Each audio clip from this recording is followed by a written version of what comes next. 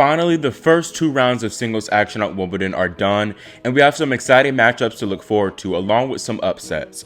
I'm sure you all know about the infamous slips and falls at Wimbledon, so before I get into the results, I want to read you a statement the All England Tennis Club released a few days ago regarding the backlash after Serena and Mannarino's retirements. The tournament said, "The preparation of the grass courts has been to exactly the same meticulous standard as in previous years. Each grass court is checked by the Grand Slam supervisors, referees' office, and grounds team ahead of the play commencing, and on both days of the fortnight, they have been happy with the conditions and cleared the courts for play. The weather conditions on the opening 2 days have been the wettest we have experienced in almost a decade, which has required the roof to be closed on center court and number one court for long periods. This is a time when the grass plant is at its most lush and green, which does result in additional moisture on what is a natural surface." The event unsurprisingly didn't truly acknowledge the danger of the conditions, and like I said previously, Serena's injury at least could have been avoided, seeing as how a player just slipped and injured themselves minutes prior on center court. I knew something would happen, and according to New York Times journalist Ben Rothenberg, the tournament took no additional precautions after Adrian's retirement. I found this ridiculous, and it just to me shows how this tournament prized tradition and reputation over the player's safety. There was about a 25-minute break between Federer and Serena's match, so something definitely could have been done. Also, in a bit of an update concerning Williams, the injury was to the top of her hamstring according to Patrick Mouratoglou. Other players have taken some pretty nasty falls since then, but luckily everyone appeared to be just fine. One man who has had his fair shares of falls this event was Novak Djokovic, who actually took more responsibility for his tumbles on the grass. Well, yeah, I definitely had a very close contact with the grass in the first match and also in the second one. Quite a few falls, maybe more than I would like. But you know, I don't think it's about courts. Obviously, it was raining for a few days, and maybe first match on the roof, the humidity affects the moist maybe at this kind of surface of the grass, and it becomes a bit more slippery than in normal circumstances. But I think the fact that I didn't play on grass courts for 2 years, the fact that I'm coming from several months of clay court that is a surface completely different in terms of movement and bounce and everything to the grass, the surface in which you slide at all times. So I think I'm still adjusting my movement, adapting myself to this surface, and it's been, as I said, only 2 matches. So hopefully as the tournament progresses, I'll also fall less, even though I don't mind falling more if the result is winning a match. Falls aside, Novak has been dominating thus far, beating Draper and Anderson fairly easily.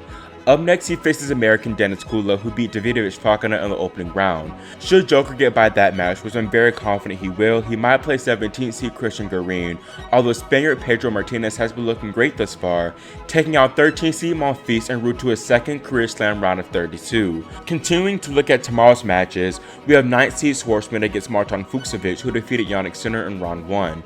Then there's the only all-seeded third round match with Fabio Fognini facing off against Andrei Rublev. American Francis Tiafoe has backed up his huge win over Tsitsipas, beating Vasek Pospisil 4-4-4.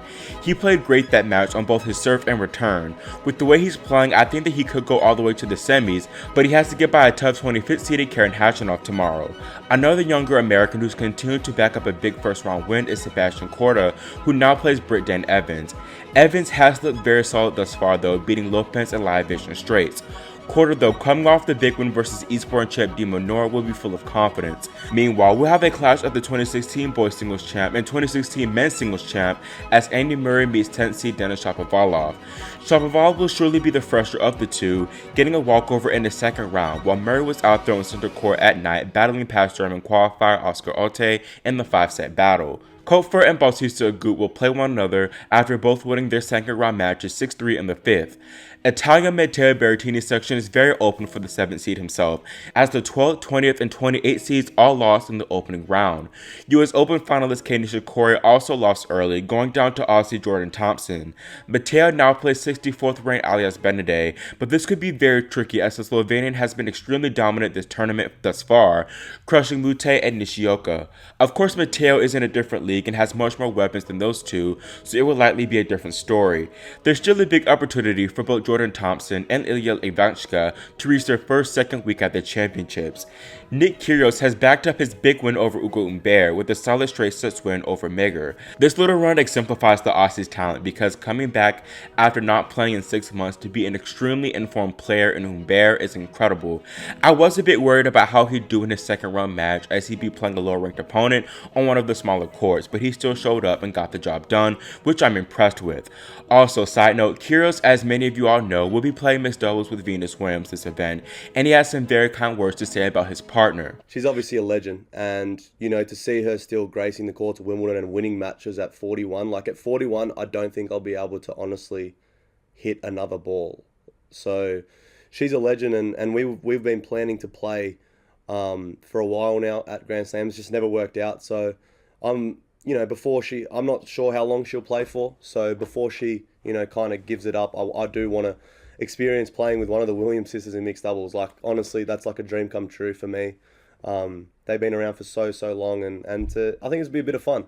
I think we're a bit of a danger pair as well if we serve well, and I think the crowd's definitely going to get behind us. So she's a legend. Maybe she can teach me some of that calm and that water type energy. It's out there, but I'm just going to go out there and have fun. She's an absolute legend of the sport, and I'm super excited, and I can tell she's excited too. I don't think she ever thought back in her day that she'd be playing mixed doubles with the bad boy of tennis. So we'll see how it goes. Nick now plays Felix Auger-Aliassime, which will be a big blockbuster match, likely held on Court 1. Another match that should be a good one is American Taylor Fritz, who meets 4th seed Alex Zverev. Fritz just making the third round is an accomplishment in its own, as 3 weeks ago, he was wheeled off the court after his Roland Garros match and soon after underwent knee surgery for a torn meniscus. I didn't think that he'd win his first match over Brandon Nakashima, but Taylor apparently is indeed built differently. Fritz and Zverev played each other in 2018 at Wimbledon, and Taylor had a 2-set-to-love lead before the rain came and momentum shifted. Regardless, I think the pressure will surely be on Zverev, as Fritz, after the surgery, I'm sure, is just happy to still be competing. 8-time champ Roger Federer drastically improved his performance from Tuesday, beating Richard Gasquet 7-6, 6-1, 6-4 to reach a record 18th Wimbledon third round. He gets a stern test next against Brit Kim Norrie, who looks very good, not yet dropping a set in this event. Another man who reached a grass court final this season was Lorenzo Sonego, squaring off against James Duckworth, who beat big serving American Sam Querrey. Miami Open champ Uber Hurkacz appears to have found his form, cruising into the third round once more here in London. He faces Sasha Bublik, who beat 18th seed to meet dropping straight sets. As you can see, at the bottom we have a big round of 32 encounter between Marin Cilic and Daniil Medvedev, Cilic beating qualifier Bonzi in 4, while Daniil took out youngster Alcaraz in straights. Now moving over to the women's side, we have far more upsets, more notably 3rd, 4th, and 5th seeds Svitolina, Kennett, and Andreescu losing. Svitolina, who lost today, was kind of surprising because I thought that her getting past Van Uytvanck in the opener would propel her to a decent run, but I was wrong. Elena, who was seeded 4th before the tournament, only falls 2 spots at the moment. Kennett, who overtakes the 4th spot in the live rankings, lost to Madison Bringle yesterday 6-2, 6-4. Sonia actually made a bit of history with the loss, as the 41 unforced error defeat smashed a record of 0.9 unforced errors per minute. Kennett's loss also equaled the quickest defeat for a top 10 player at Wimbledon since 2002. I think there's still something going on with Sonia despite the positive Roland Garros run, as she actually will skip the Olympics due to not being able to bring anyone along with her. She's talked a lot about wanting to represent her country, but the pandemic has changed things, obviously, so it's understandable. Lastly, Bianca Andreescu lost to Elise Cornet, which isn't necessarily a surprise, as Cornet defeated her a few weeks ago at Berlin. Plus, this is Elise's most successful slam, but the scoreline was utterly shocking. Andreescu started pretty well, going up 2-1 30 love, but since then the wheels seem to have totally come off. It's crazy to think that Bianca, besides the 2019 US Open triumph, has never made it past the third round of a major. Meanwhile, world number 1 Ash Barty continues through to the third round after beating Blinkova in a solid 6-4, 6-3 performance. Things for Barty get much trickier though, with her playing on-board finalist Siniakova next. Another Roland Garros champion, Barbora Krejcikova, has continued her momentum from Paris into London, picking up another straight sets win over Andrea Petkovic. She gets a tougher Sevastova though, who took out Marta Kostyuk for the second consecutive tournament. The next section, formerly Andreescu's, is full of opportunity after the exit of 12th seed Victoria Azarenka, who lost to Sorana Cirstea 7-6, 3-6, 6-4. This was a very winnable match for Vika. She was up breaks in both the first and third sets, but Cirstea ultimately was the steadier of the two players. Sorana has been solid all season, but this is still quite the surprise surprise because I see her as primarily having success on clay. Another surprise here is 18-year-old British wildcard Emma Raducanu, who in her first Grand Slam event goes all the way to the second week. She picked up a convincing 2-4 win over Vondrousova. Raducanu has a good opportunity to continue this excellent run in playing Kristea, but I'm sure this battle of the Romanians will be very difficult. Eastbourne winner Yelena Ostapenko once again overcame Daria Kasatkina in a fierce 3-setter, winning 8-6 in the third.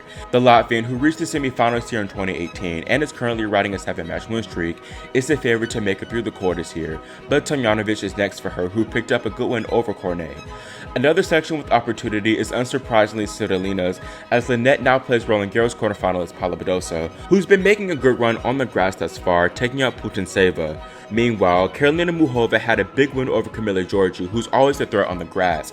She now plays another great grass court player, Pavlyuchenkova, who's clearly recovered very well after the Paris finals loss. 28 seed Coco Gauff was looking very good to defend her 4th round points from 2019, advancing to the 3rd after beating Vesnina 6-4, 6-3.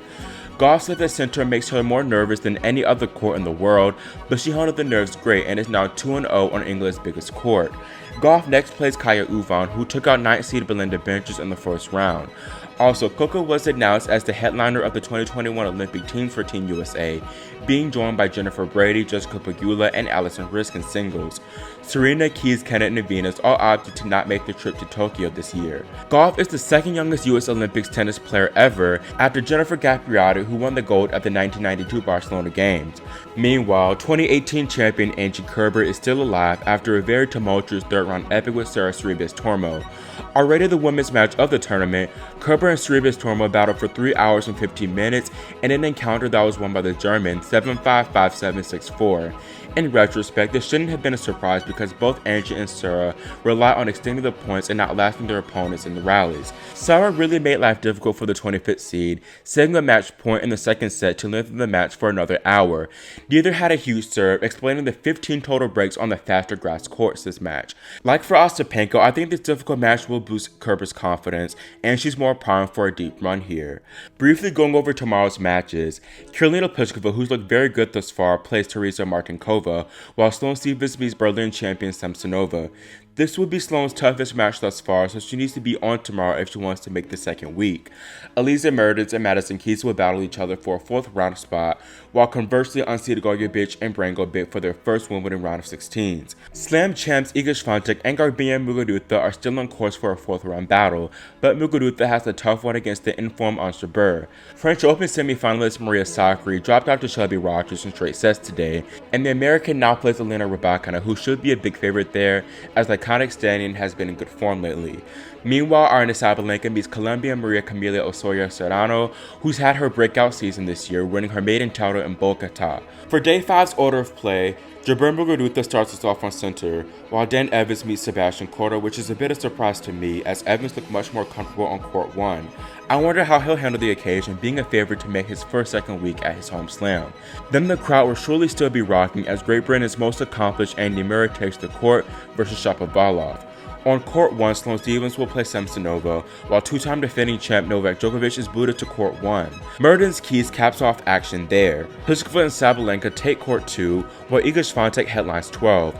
Then Rublev and Schwartzman play their matches on 3. So that's it for this video, and let me know what you think of all the results and headlines these past few days in the comment section below. Also, make sure you subscribe and click the notification bell so you're notified whenever we post new content. Thanks for watching, and we'll see you next time here on Grand Slam Tennis News Today.